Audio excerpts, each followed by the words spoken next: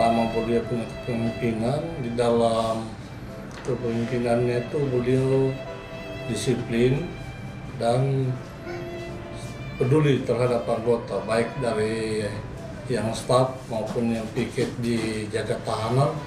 Beliau punya kepedulian yang bagus.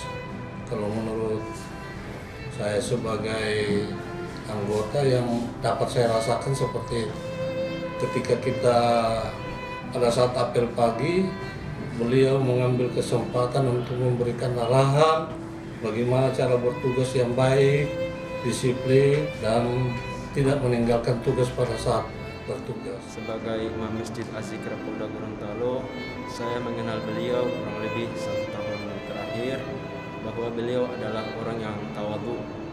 Beliau bergaul kepada siapa saja tanpa memandang pangkat jabatan, dan beliau sehari-hari di masjid ini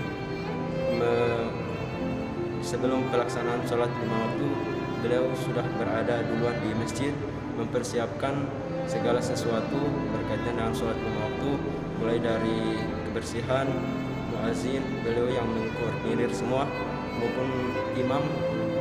Beliau adalah sosok yang sangat dermawan juga kepada kami di masjid dan sangat religius.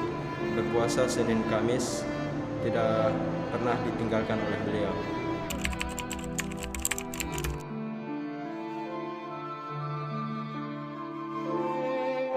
Paling berkesan ketika dengan almarhum adalah ketika beliau mengajarkan saya tentang kebaikan.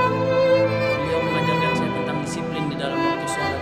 Beliau mengajarkan saya tentang berpuasa Senin Kamis, yang Masya Allah beliau sangat taat beribadah pada Allah Subhanahu wa Ta'ala.